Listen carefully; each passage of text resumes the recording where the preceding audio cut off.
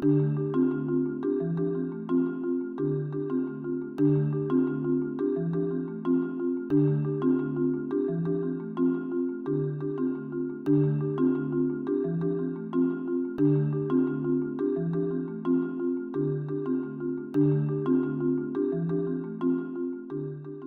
this is Peter Propp, and welcome to another episode of Stories Behind the Science.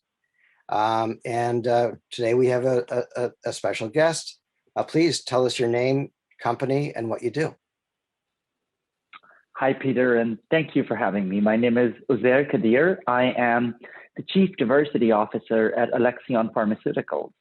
I'm responsible for helping shape, curate, and drive our end-to-end diversity, inclusion, and belonging agenda for our organization globally. Very cool. So I'd love to hear a little more about how you got here. Tell us about your path from maybe school and college, and then into the business world and into diversity. Sure, I very happy to do that. So, Peter, I went to Pennsylvania State University.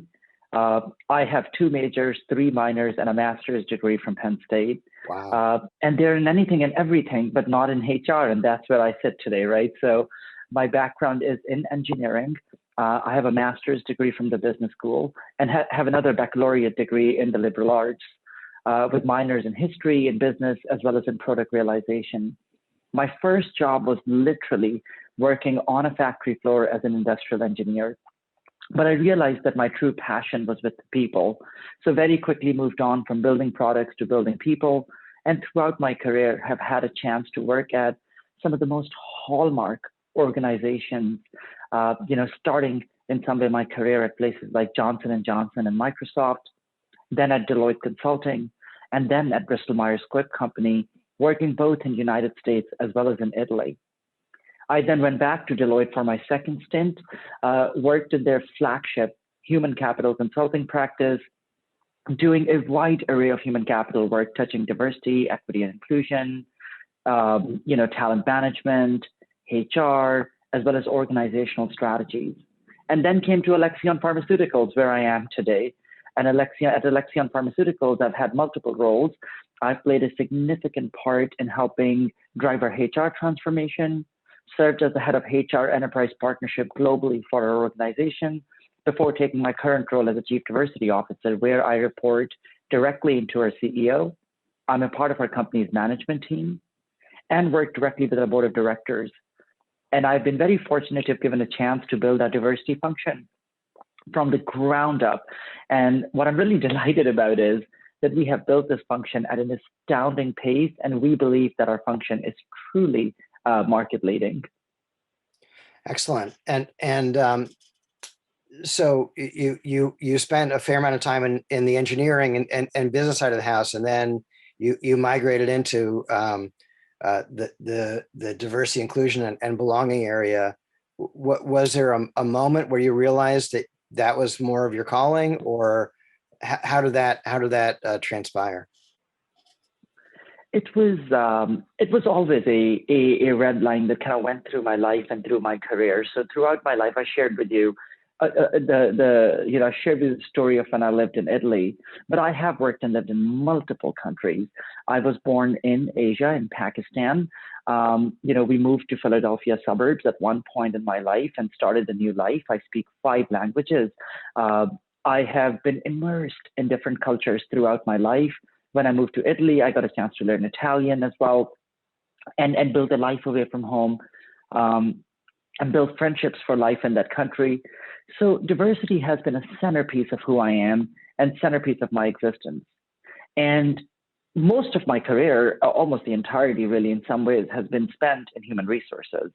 So when you spend a career that's so fixated and obsessed with people and their well-being and their empowerment, diversity sits at the heart of it, because at the end of the day, diversity is for everybody. Every single human, including me and you, is diverse in my opinion. I always say boxes are for shoes, not for people, because every single person is remarkably unique. Right. In HR, we live to create conditions for all those people to succeed, and that's what diversity really is about. So it was really always a passion. in my personal life and my professional life. And this last role really gave me an opportunity to take this passion and really scale it in a Fortune 500 company. Excellent. So tell us about some of the steps you take to foster a culture of diversity, inclusion, and belonging. And we're going to get to that phrasing in a little while. I really like that. I appreciate that. At Alexion, we have a remarkable vision for diversity. And what I do want to over-index today a little bit about is one of the pillars of our strategy. So our strategy is built around 3 pillars. Our first pillar is to really, create a culture of diversity, inclusion, and belonging. Basically, create an organization where all people understand the importance of diversity and importance of creating an environment and conditions for all people to succeed equally.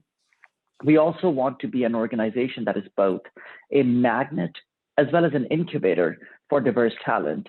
We want to be a place where people can come in and shine because of their uniqueness and have an opportunity to thrive. And the third and the final pillar of our strategy is about preserving, protecting, but also most importantly, amplifying our diversity, inclusion, and belonging brand externally. And this is the pillar that's really, really important because the first 2 are intuitive and, as you know, exist in many corporations. It's the third pillar that I believe has really set our program aside and has really made it into what it is today. We have a philosophy, and a very conscious one and a very intentional one, to take everything we do in our diversity program, every little piece that we have built, our listening and learning programs, the structure of our employee resource groups, our diversity data and metrics, and we have literally intentionally, Peter, put it out there for the world to see. We signed Mass Bio Pledge for Equitable Life Sciences Industry just over a year ago, because we were committed to a notion and an idea that yes, we do want to create an incredible company where all people can belong, but we want for that change to ripple outside the 4 walls of our organization. And that goal cannot happen until we make public everything that we are doing in diversity arena. We really believed as an organization that when it comes to diversity, there is no such thing as proprietary information, especially diversity programs, right? That's what I mean. So we really made a point of, through our diversity report, through our external outreach and programs, a point of making clear everything that we are doing. We want everybody in an industry and beyond to look at the programs that we have, get inspired by them, and build their own programs so that change can happen. As corporations, we exist to do a myriad of things, including serving our customers and our patients in our industry. But one collective goal and success that I believe we have is to unite in solidarity to create a better world on diversity front. And we have done that by making our programs really just public for people to know and people to see and people to, get inspired by and leverage in their own companies. I think that's a game changer. And I think that's been really helpful for many organizations that have looked at our program and have been inspired by them. And it's been helpful for us to really put out there an employer brand, so people who are considering joining our company can look at that and feel really confident that this will be an organization where they'll be welcomed for who they are and nurtured to thrive based on their uniqueness. Right. I'm sure Alexion competes for the brightest minds in the world to walk through your doors and make a difference. So any way you can set yourself up as the leader in this arena, that's just one more plus for you when people are making a decision. That's right. And that is our hope. And we believe that diversity, inclusion, and belonging work, it's not just a social imperative. It's also not just something that's good for the business. We believe it's even more. It is a unique competitive advantage for the business. We believe that when we can be a company that is putting an unbelievable brand out there on the diversity front and really making a lot of our programs and information public, not only are we helping create a better world by helping other companies get better at diversity, which is a common goal for us. We all want this world to be a better place, but we are attracting those bright minds that you talk about. And when those people come in, we put ourselves in a position to harness their diverse insights and experiences to create the most remarkable solutions for our patients who are all over the world and diverse, because, people people who are patients, the rare disease patients, are all over the world, and they're just equally diverse. Right, right. So, clearly, Alexion has invested a great deal in this arena, and many companies are, and it's something that's quite admirable. What would you recommend as a good first step for a company that's early in their diversity, inclusion, and belonging journey? I'll really give 3 tips very, very quickly. The first one is to make sure that you define diversity in a meaningful and a thoughtful way. Make sure that all your employees and stakeholders understand that every single person is diverse and diversity is for everybody. At Alexion, we used a framework called 10 Dials of Diversity that really helped our colleagues globally understand that every single person is diverse, that nobody will be left out of our diversity movement, that our program and our function is in service of every single employee. And we define diversity very, very broadly, Peter. So we talked about, conventional dimensions of diversity that we all talk about: race, ethnicity, gender, sexual orientation, disability status. But we also talked about dimensions that other companies aren't talking about: socioeconomic status, neurodiversity, diversity of thought.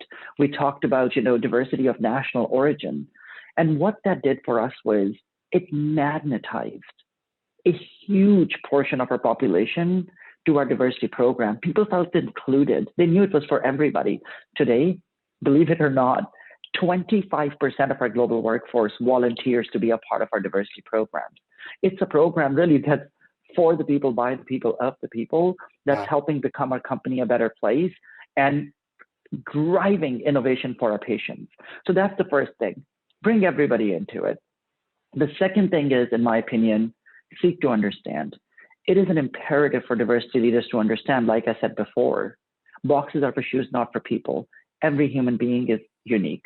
We have to listen to all these unique voices and anchor our program in those voices so we can actually create solutions that reach people effectively. We started our program by me launching a listening tour called 90 Days, 90 Perspectives. I welcomed at least 90 colleagues to step forward and come and talk to me and tell me what would they like this program to be. I spoke to hundreds of them. And that really was the genesis of our program. So we were able to create a program that met the moment's need.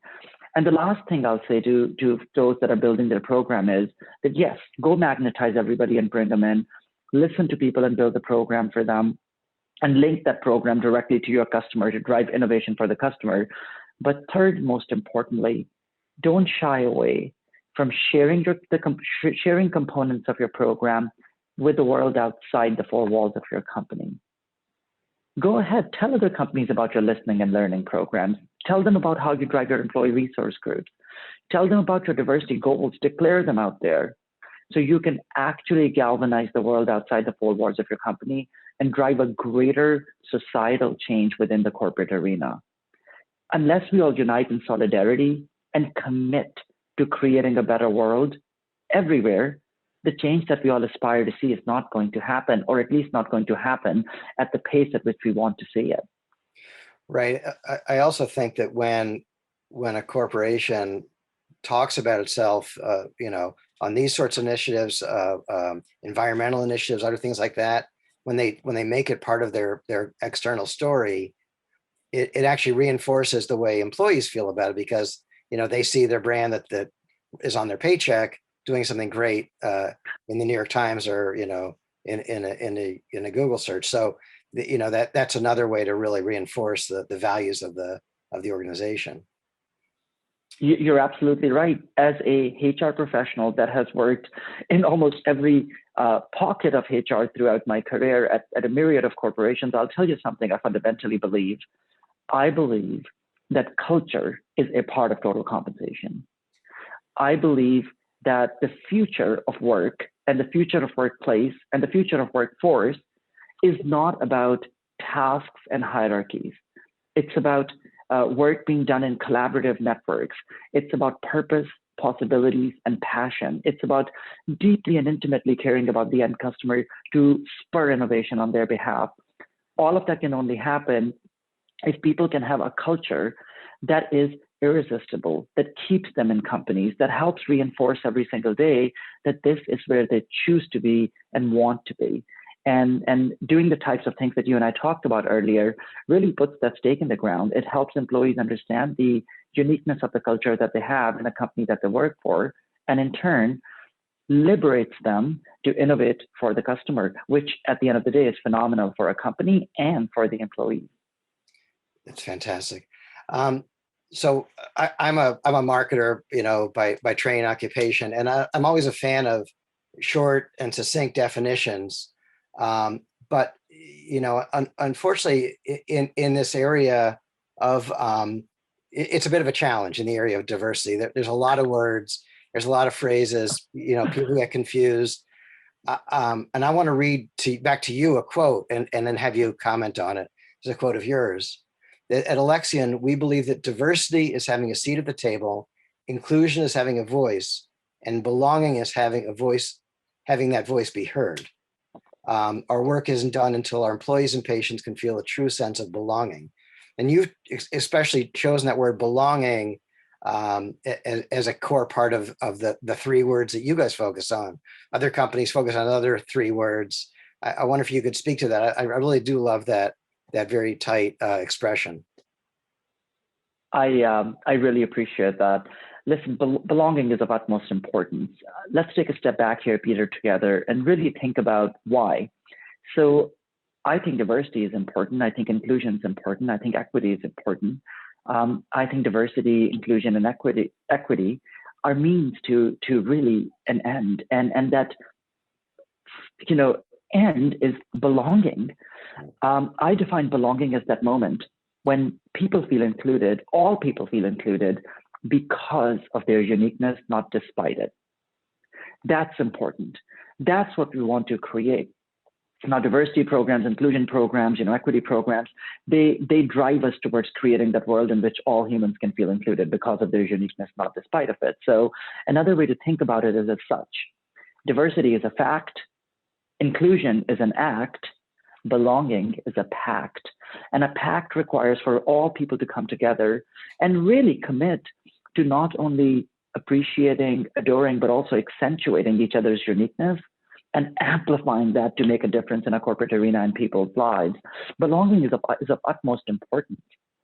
Also, another way in which I think about it is as such.